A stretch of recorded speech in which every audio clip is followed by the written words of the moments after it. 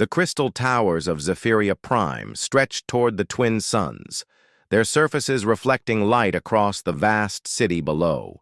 Inside the tallest spire, beings from across the galaxy gathered in the great chamber of the Galactic Confederation. The air hummed with translation devices as dozens of species spoke in their native tongues.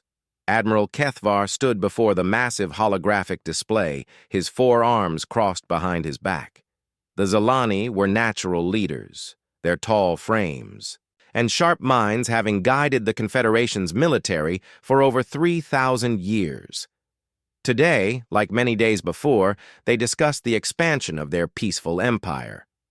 Designation 7742C shows promising development, said Dr. Yixtel, the chief xenobiologist. Her tentacles danced over the control pad as she brought up images of a blue and green world. The species shows rapid technological advancement. They have achieved basic spaceflight and nuclear technology. Around the chamber, representatives nodded their various heads, antennae, and sensory organs. This was routine. Every few decades, another primitive world reached the threshold. The Confederation had perfected this process long ago. Population? Asked Counselor Moradin, her crystalline form chiming softly as she spoke. Approximately 8 billion individuals. They appear to be divided into numerous competing political groups. Standard pattern for pre-integration civilizations. Dr. Yixtel's data scrolled across the display. Violent tendencies are present but within acceptable parameters. Admiral Kethvar studied the rotating image of Earth. The planet looked peaceful enough from space. White clouds swirled over blue oceans and brown continents. Cities dotted the surface like tiny lights. He had seen hundreds of such worlds. Military. Capability assessment, he asked. Primitive projectile weapons, basic energy systems, and simple chemical rockets. Their most advanced vessels barely reach their own moon. No faster-than-light weapons detected. No energy shields. Standard pre-contact technology level. The xenobiologist's report was thorough and dismissive, the chamber filled with what passed for laughter among the various species. Counselor Moradin's crystal form brightened with amusement. Another batch of warriors playing with sticks and stones. The integration will be straightforward, Admiral Kethvar announced. I recommend the standard diplomatic approach. 3 cruisers should provide adequate demonstration of our technological superiority. High Chancellor Vextari, an ancient being whose species had joined the Confederation millennia ago, raised one gnarled hand. Are we certain they require demonstration? Some species accept integration willingly. Admiral Kethvar's mandibles clicked in what his species considered a smile. The reports indicate significant military activity among their political groups. They appear to solve most conflicts through violence. A show of superior force will prevent unnecessary casualties. The vote was unanimous, as it always was. The Confederation had never encountered a species that could resist their offer of membership. Why would these humans be different? Dr. Yixtel brought up additional data about human society. Their communication networks are quite advanced for their technological level. Global information sharing occurs in real time. This could actually help with integration. Excellent, said Counselor Moradin. Quick communication means quick surrender. Admiral Kethvar began planning the mission in his mind. The Confederation's approach had been perfected over centuries. First, they would appear at the edge of the system and announce themselves. Then they would offer membership in the great galactic community. When the primitives inevitably refused or asked for impossible terms, a simple demonstration of power would convince them to reconsider. I will take the Eternal Victory, the Starbreaker, and the Void Lance, he announced. 3 heavy cruisers should be more than sufficient for a world that has not even achieved faster-than-light travel. The ships he mentioned were among the finest in the Confederation fleet. Each one carried enough firepower to level continents. Their energy shields could withstand anything these humans might throw at them. The Eternal Victory alone was larger. than anything in Earth's primitive space program. "How long do you estimate for complete integration?" asked High Chancellor Vexistari. "Standard protocol suggests 3 local days for initial negotiations, followed by demonstration if necessary. Full integration should be complete within 1 local month." Admiral Kethvar had overseen dozens of such operations. They all followed the same pattern. Dr. Yixtel added more details about human psychology. The species appears to value independence, but they also show strong survival instincts. When faced with overwhelming superior force, they typically choose preservation over pride. Around the chamber, beings nodded in agreement. This was the way of things. Primitive species always chose survival when confronted with the vast power of the Confederation. It was logical, practical, and in everyone's best interest. "Prepare the integration documents," ordered High Chancellor Vextari. "Standard terms. They will maintain local autonomy in exchange for technological guidance and military protection. Their resources will contribute to the greater galactic community." The meeting began to wind down as various representatives discussed other business. Trade agreements, resource allocation, and the construction of new shipyards filled the agenda. The humans were just another item to be processed. Admiral Kethvar remained after most others had left, studying the display of Earth. Something about the world intrigued him, though he could not say what. The cities seemed well organized despite their primitive technology. The orbital installations were more numerous than expected for such an early spacefaring civilization. "Second thoughts, Admiral?" Dr. Yixtel had stayed behind to pack her research materials. "Curiosity," he replied. "They have achieved remarkable unity in their communication systems despite political divisions. Most species at this level are still struggling with basic planetary networks. Probably copied technology from crashed spacecraft or natural development. Some species advance faster in certain areas." The xenobiologist shrugged her tentacles. "Nothing we have not seen before." Admiral Kethvar nodded, but something still bothered him. The humans had developed impressive technology for their supposed level of advancement. Their space installations were crude but numerous. Their communication networks were surprisingly sophisticated. He dismissed his concerns. The Confederation had never encountered a species that posed any real challenge to their technological superiority. These humans would be no different. In a few weeks, Earth would be another peaceful member of the galactic community, contributing their unique perspective and resources to the greater good. The crystal towers of Zephyria Prime gleamed in the setting suns as Admiral Kethvar left the chamber. His fleet would depart within days, carrying the standard message of welcome and integration. Soon, the humans would learn what thousands of other species had already discovered. Resistance to the Confederation was pointless. The galaxy had room for everyone, as long as they knew their place in the greater order of things. These humans would learn that lesson, just as all the others had before them. What Admiral Kethvar did not know was that Earth had been listening to their communications for decades. The humans had been preparing for this meeting much longer than anyone in the Confederation could imagine, but that revelation would come later, when it was far too late to change course. The 3 Confederation cruisers dropped out of faster-than-light travel at the edge of Earth's solar system. Admiral Kethvar stood on the bridge of the Eternal Victory, watching the blue and green world appear on his screens. Everything looked exactly as the reports had described. "Begin standard first contact protocols," he ordered. The communications officer, a young Zalani named Tevris, activated the ship's transmission array. "Broadcasting on all frequencies, Admiral. Message repeating in 732 known languages."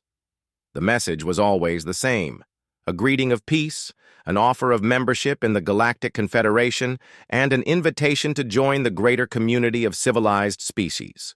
It was formal, polite, and left no room for misunderstanding.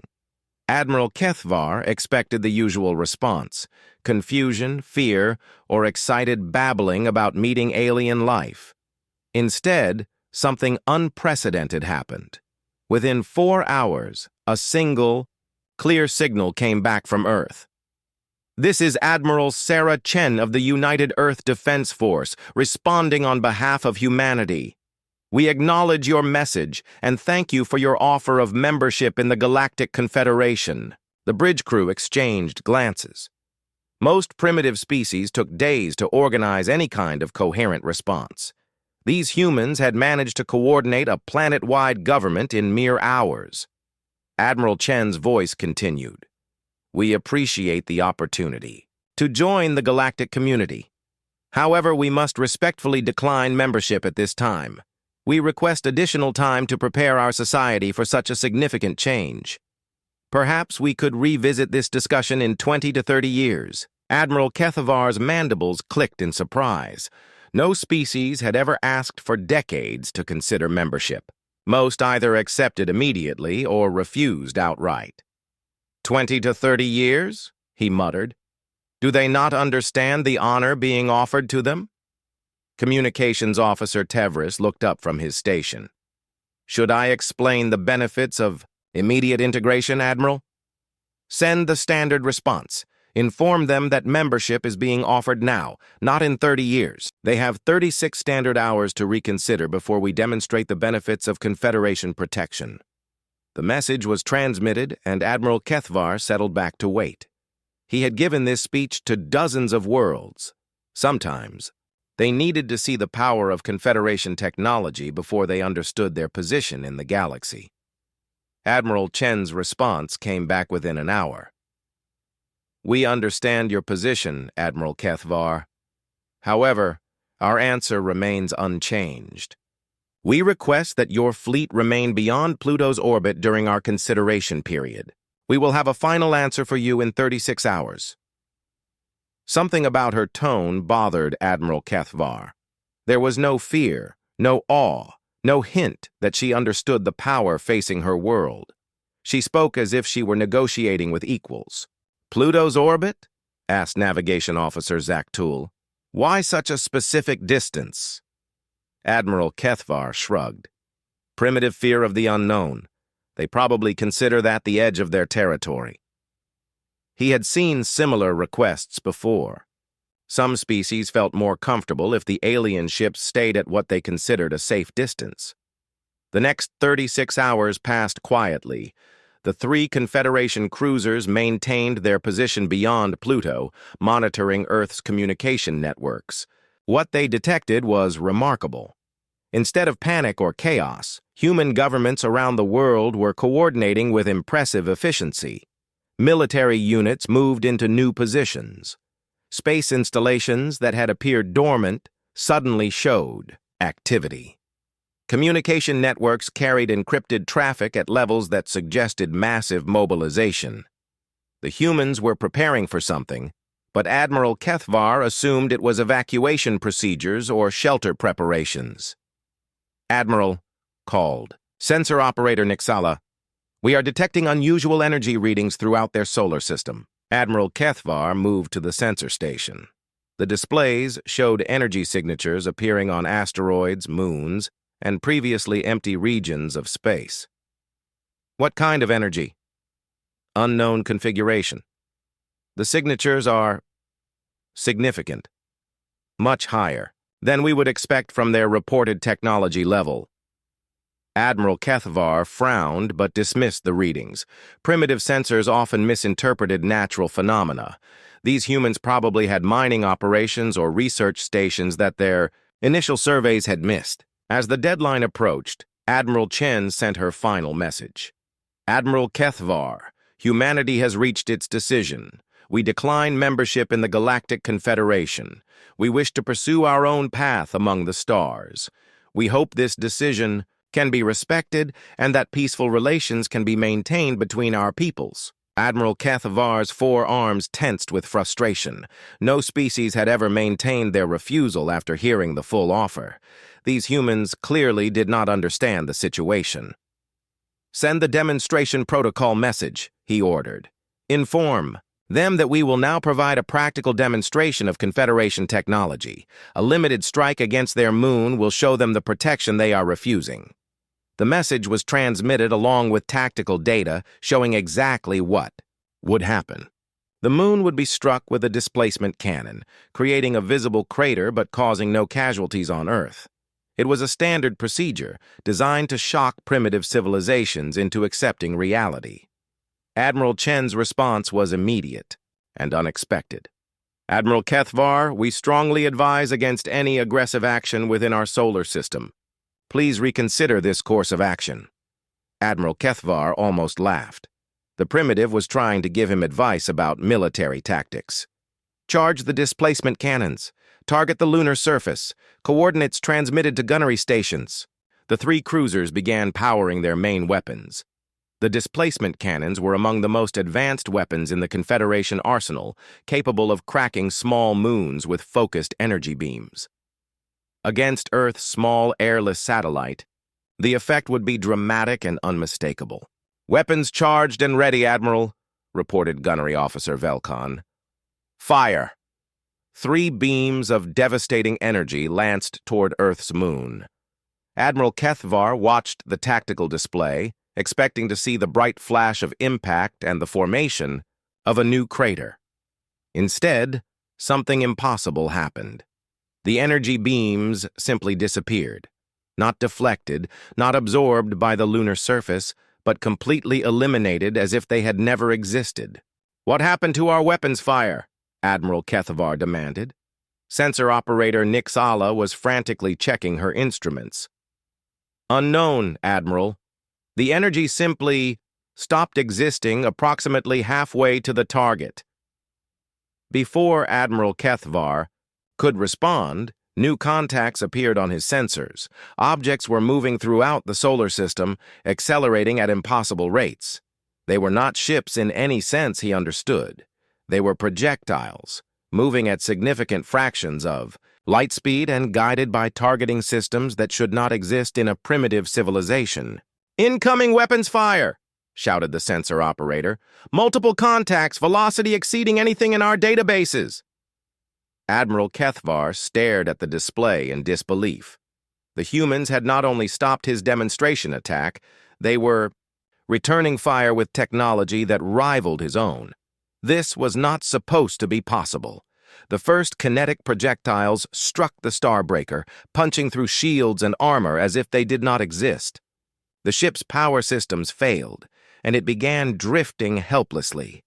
The Void Lance tried to maneuver, but more projectiles found their target with impossible accuracy. "Retreat!" Admiral Kethvar ordered. "All ships, emergency jump to rally point. 7. As the Eternal Victory prepared to flee, Admiral Chen's voice reached them one final time. "We warned you, Admiral Kethvar. Earth extends an offer of peaceful relations, but only to those who approach us with respect. Please consider this lesson learned." The surviving Confederation ship jumped to faster-than-light speed, leaving the Sol system behind.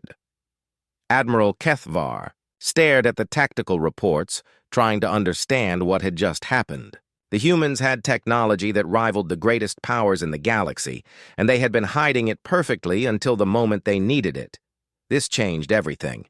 Earth was not a primitive world to be integrated. It was a military power that had been watching and waiting. The question now was, what else had they been preparing while the galaxy ignored them?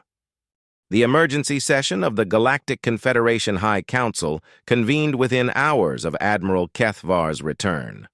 The great chamber buzzed with tension as representatives from dozens of species gathered to hear his report. Never before had a Confederation fleet been defeated by a primitive world. High Chancellor Vexitari's ancient form trembled with barely contained rage. "You claim that 3 heavy cruisers were defeated by a species that has barely achieved faster than light. Travel?" Admiral Kethvar stood before the assembly, his usual confidence shaken. The tactical recordings played on the main display, showing the impossible destruction of 2 advanced warships by projectile weapons that should not exist. The humans possess military technology that exceeds our current understanding, he reported. Their targeting systems achieved perfect accuracy at interplanetary distances. Their kinetic weapons penetrated our shields as if they were not present. Counselor Moradin's crystalline form darkened with disbelief. This is impossible. Our sensors detected no advanced technology on their world. Our intelligence reports showed primitive chemical rockets and basic nuclear weapons. They were hiding their true capabilities, Admiral Kethvar replied. The energy signatures we detected during our observation period were not mining operations or research stations. They were weapons platforms, defensive installations, and military infrastructure. Dr. Yixtel accessed the xenobiological database, her tentacles dancing over the controls. No species in recorded history has made such a technological leap in secret. The development of advanced military systems requires massive industrial infrastructure, energy production, and research facilities. These would be visible from space. Unless they built them where we were not looking, Admiral Kethvar said quietly. The chamber fell silent as the implications sank in. Every species in the galaxy developed in predictable patterns. First came spaceflight, then basic orbital infrastructure, followed by interplanetary exploration, and eventually faster-than-light travel. The Confederation had observed thousands of worlds following this exact path. High Chancellor Vexitari leaned forward in his chair. You recommend military action? I recommend overwhelming force, Admiral Kethvar replied. A full battle fleet with capital ships.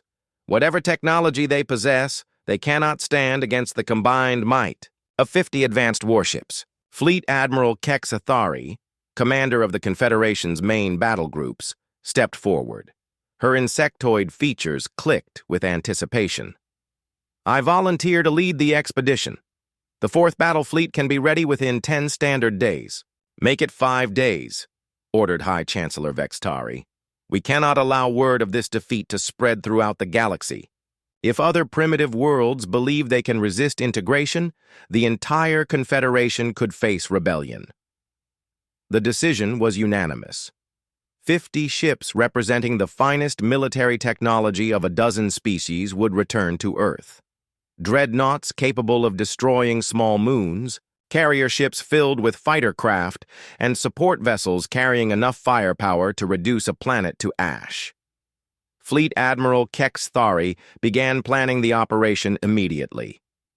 We will emerge from faster-than-light travel in 3 separate groups surrounding their system from multiple directions.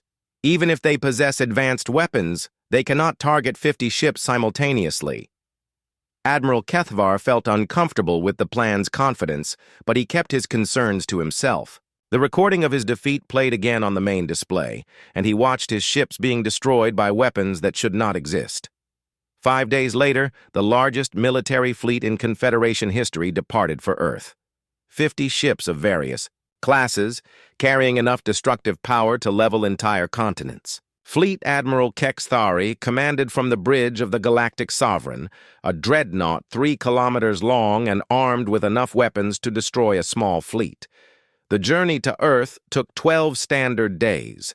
During the voyage, fleet intelligence officers analyzed every detail of Admiral Kethvar's encounter, trying to understand human military capabilities. Their conclusions were troubling, but not decisive.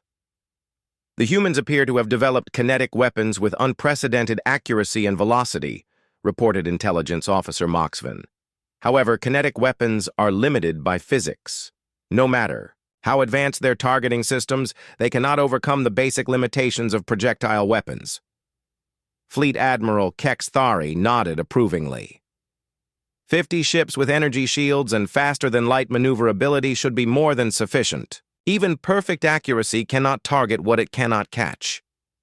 The fleet dropped out of faster-than-light travel at the edge of Earth's solar system, emerging in 3 carefully coordinated groups.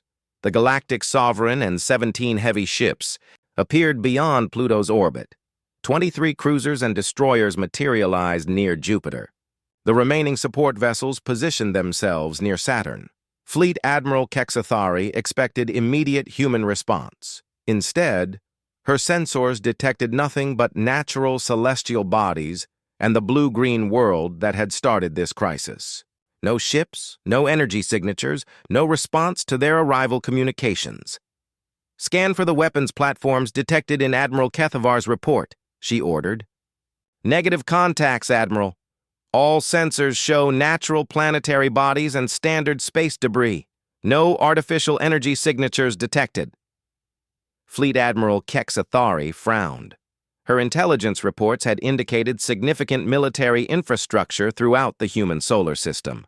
Either their sensors were being fooled somehow, or the humans had hidden their weapons even more effectively than previously thought. "Broadcast standard surrender terms," she ordered. "Give them 6 hours to respond." The message was transmitted, on all frequencies, demanding immediate human surrender and acceptance of Confederation authority. The terms were harsh, but not unreasonable.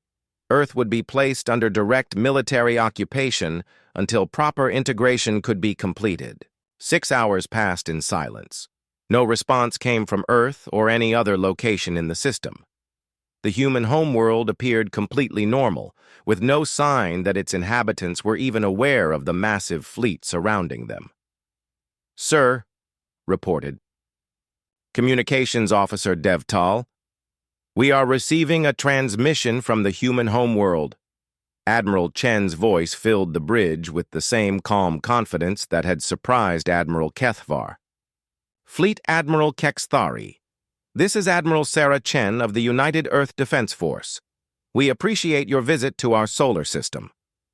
"Admiral Chen," Fleet Admiral Kexthari replied, "you will surrender immediately and prepare for occupation. Your resistance to Confederation authority has been noted and will result in appropriate consequences. I'm afraid we must decline your generous offer," Admiral Chen responded. "However, I do want to address something you may be wondering about. You're probably curious about where our military forces are located." Fleet Admiral Kexathari's mandibles clicked with irritation. "Your military forces are irrelevant. You face 50 advanced warships. Surrender now, and casualties will be minimized." "That's what I wanted to discuss," Admiral Chen continued. "You asked where our fleet is hiding. The truth is, we don't have a fleet in the way you understand it. We have something much simpler and much more effective." "Explain yourself, Fleet," Admiral Kexathari demanded. "You're looking at our military capability right now," Admiral Chen said. "Earth itself, our entire solar system, every planet, every moon, every asteroid, every piece of space debris between here and the edge of our system. We didn't build ships to fight you, Admiral. We turned our home into a weapon." As she spoke, Fleet Admiral Kexathari's sensors began, detecting massive energy buildups throughout the solar system. Not from hidden ships or concealed platforms, but from the celestial bodies themselves. Mars began glowing with contained energy. Jupiter's moons showed power signatures that exceeded most space stations. Even the asteroids belt was revealing itself to be far more than random space rocks. "You see," Admiral Chen continued, "we've been preparing for this meeting for a very long time. While you were cataloging us as primitive, we were building the infrastructure to defend ourselves, not with a fleet that you could destroy, but with a fortress that you cannot escape." Fleet Admiral Kexathari stared at her tactical display as the true scope of human preparation became clear. The entire solar system had been weaponized. Every piece of space debris, every natural satellite, every planetary body had been converted into part of a defensive network that spanned billions of kilometers. The humans had not built ships to fight the galaxy. They had turned their home into the ultimate weapon, and the Confederation fleet was trapped inside it. The Confederation fleet hung motionless in space, surrounded by what they now understood was the largest fortress ever constructed. Fleet Admiral Kexathari studied her tactical displays with growing dread as the scope of human engineering became clear. "Requesting updated sensor sweeps of all planetary bodies," she ordered. Her voice remained steady, but her insectoid features betrayed her growing concern. Sensor Officer Naktel worked frantically at her station. "Admiral, we are detecting massive internal modifications to every significant body in this system. Mars appears to have been completely hollowed out and converted into some kind of energy-focusing array. The asteroid belt shows artificial control, systems connecting thousands of individual objects. What about their gas giants? Jupiter's moons are showing power generation capabilities that exceed our largest space stations. Saturn's rings appear to be composed of artificial components disguised as ice and rock debris." Fleet Admiral Kexthari felt her confidence crumbling. The humans had not simply built weapons in their solar system. They had converted their entire star system into a single massive defensive installation. The scale of such an undertaking was beyond anything in Confederation history. "How is this possible?" she muttered. "The energy requirements alone should have been detectable from interstellar distances." Admiral Chen's voice came across the communication channel again, as if she had heard the question. "You're probably wondering how we manage this without your detection. The answer is time and patience. We've been working on this project for over 200 years. 200 years. Fleet Admiral Kexathari's compound eyes widened as she processed this information. When the Confederation first detected Earth, the humans had already been preparing their defenses for centuries. "You see," Admiral Chen continued, "we discovered faster-than-light communication long before we achieved faster-than-light travel. We've been listening to your Empire's transmissions for quite some time. We know about your integration process. We know about the species that chose submission over resistance. We decided early on that Earth would chart a different course." Communications Officer Devtal looked up from his station with alarm. "Admiral, we are receiving reports from Confederation worlds throughout the galaxy.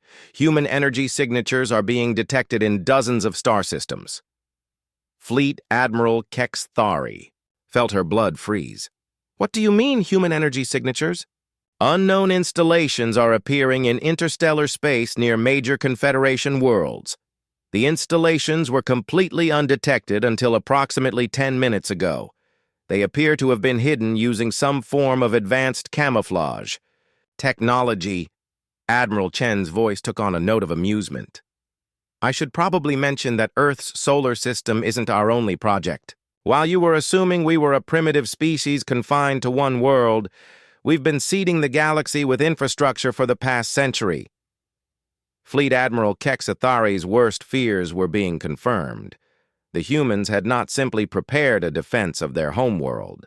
They had been conducting covert operations throughout Confederation space for decades, installing hidden facilities near every major population center.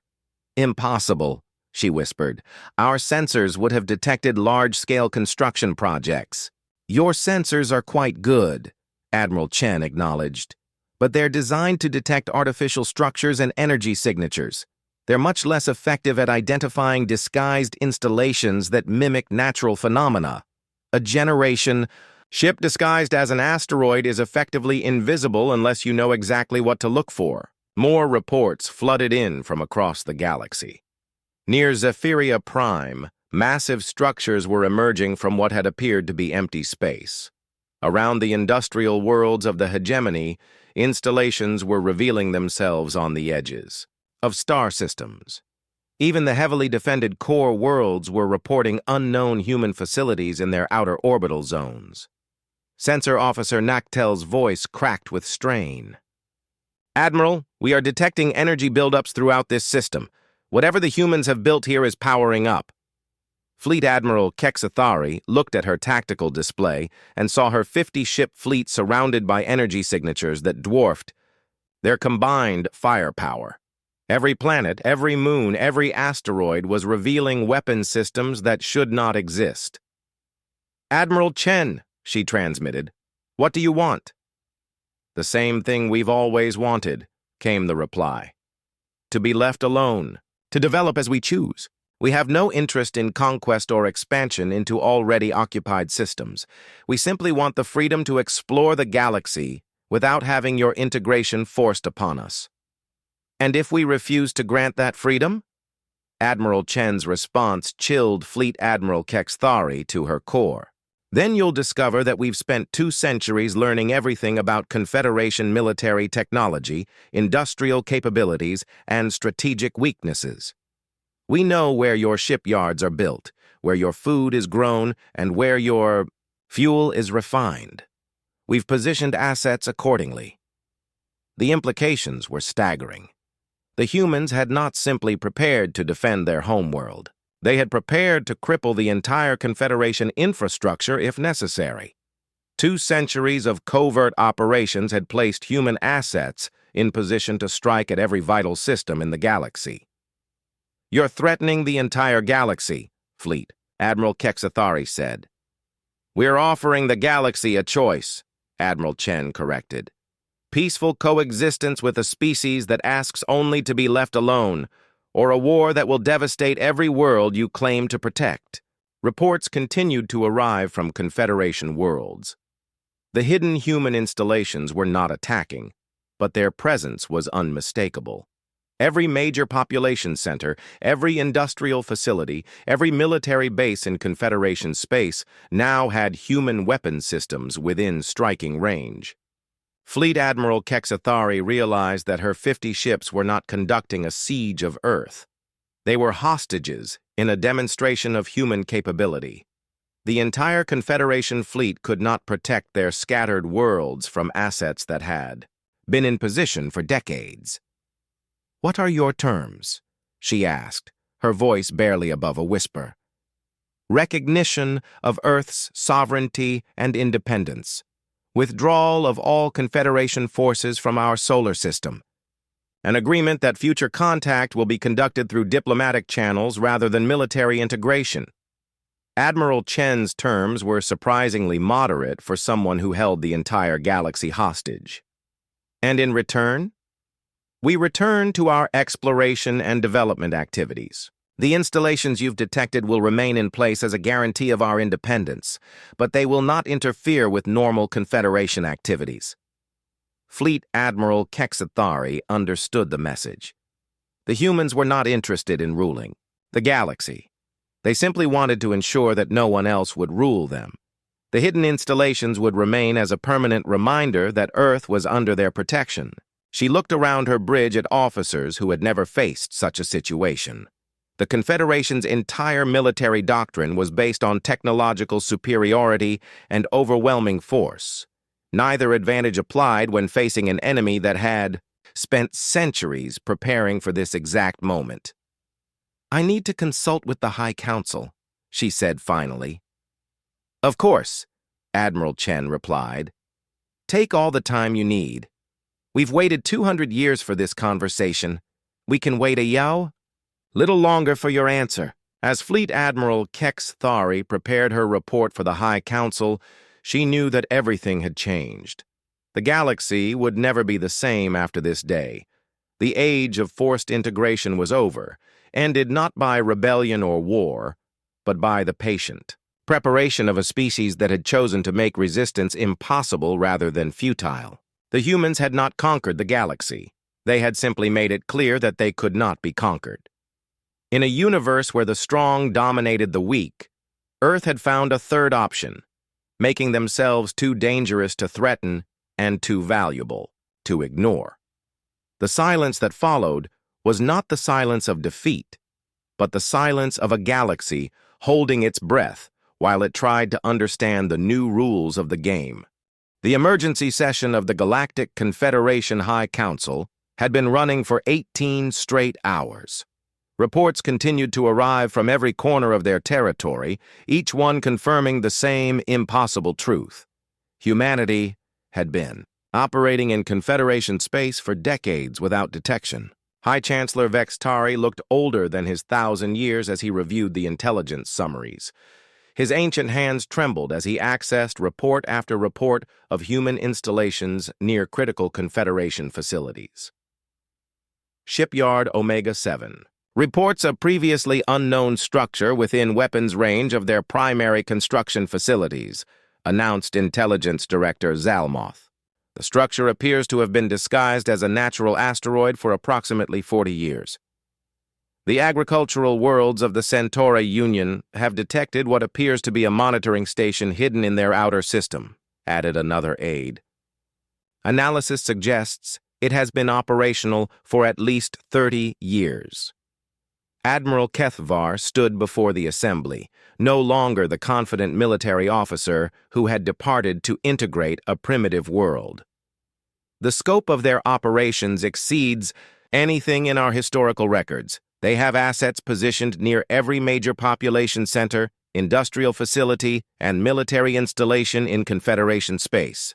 Counselor Moradin's crystalline form flickered with distress. How many installations total? Current estimates suggest over 2,000 confirmed sites, with possibly thousands more that remain undetected. The number hung in the air like a death sentence. Every core world has multiple human assets within striking range. Dr. Yixtel had been analyzing human technology reports for hours. Her tentacles moved sluggishly with exhaustion. Their technological capabilities appear to exceed ours in several key areas. Their camouflage systems are superior to anything in our databases. Their power generation technology allows for installations that operate undetected for decades. And their weapons? Asked High Chancellor Vexitari. Unknown, but the kinetic systems that destroyed Admiral Kethvar's ships suggest capabilities that match or exceed our most advanced designs. Fleet Admiral Kexithari's report from Earth had been transmitted hours ago, but its implications were still sinking in. Her entire battle fleet was effectively hostage to human weapons systems that could emerge from any celestial body in the solar system. They could destroy our entire civilization, whispered Trade Representative Hawks Allen. 2 centuries of preparation, installations throughout our space, weapons we cannot detect until they choose to reveal them. But they have not attacked, pointed out military advisor Gentark. Their installations remain passive. They appear to be waiting. High Chancellor Vextari accessed Admiral Chen's terms once again. Recognition of Earth's independence, withdrawal from their solar system, and future diplomatic rather than military contact. The demands were surprisingly reasonable for a species that held the entire galaxy hostage. What are their intentions? He asked Dr. Yixtel. Your analysis of human psychology suggests what motivation? The xenobiologist had been studying every available piece of human communication. They appear to value independence above all else. Their historical records show repeated conflicts against any group that attempted to impose external authority. They seem to prefer isolation to integration. But they did not choose isolation, observed Counselor Moradin. They chose to position themselves where they could defend against integration while maintaining the option of contact. The distinction was important. The humans had not retreated from galactic civilization. They had positioned themselves as equals rather than subjects, using technology and preparation to enforce that equality. A new communication arrived from Fleet Admiral Kexthari. High Council, the humans are requesting a response to their terms. Admiral Chen emphasizes that they have no interest in ruling or conquering. They simply want recognition of their right to exist independently. High Chancellor Vexitari looked around the chamber at representatives who had never faced such a situation. For 3,000 years, the Confederation had expanded through a combination of technological superiority and diplomatic pressure. Species either joined willingly or were convinced to join after demonstrations of power. The humans had made such demonstrations impossible by becoming too dangerous to threaten and too well prepared to surprise. If we refuse their terms, asked military advisor Gentark, then we face a war against an enemy that has spent 2 centuries studying our weaknesses while hiding their strengths, Admiral Kethvar replied. An enemy with assets positioned near every vital installation in our territory. And if we accept? Then we acknowledge that the age of forced integration is over. We accept that some species will chart their own course among the stars, whether we approve or not. The debate continued for hours, but the conclusion was inevitable. The humans had not given the Confederation a choice between victory and defeat. They had given them a choice between coexistence and mutual destruction. High Chancellor Vexitari finally called for the vote. All those in favor of accepting human terms and recognizing Earth's independence? The result was unanimous. Not because every representative agreed with the decision, but because the alternative was unthinkable. The response was transmitted to Admiral Chen within minutes. The Galactic Confederation formally recognized Earth's sovereignty and independence. All military forces would be withdrawn from human space. Future contact would be conducted through diplomatic channels. Admiral Chen's reply was brief and professional. Thank you for your understanding. Earth looks forward to peaceful relations with the Confederation and all member species. We hope this can be the beginning of a new era of cooperation based on mutual respect. As the communication ended, something remarkable happened throughout the galaxy. The human installations that had revealed themselves began powering down, their weapon systems. They did not disappear or withdraw, but their aggressive posture ended. The message was clear. The threat would remain as long as needed, but it would not be used unless provoked. In the months that followed, the galaxy slowly adjusted to its new reality. The Confederation continued to operate as it always had, but with the understanding that not every species would choose integration. Other primitive worlds began refusing Confederation membership, emboldened by Earth's example. Some conflicts resulted, but they were smaller and more limited than anyone had expected.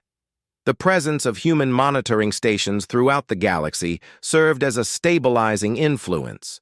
No one wanted to escalate conflicts knowing that Earth was watching and might intervene. Trade relationships developed between Earth and various Confederation worlds.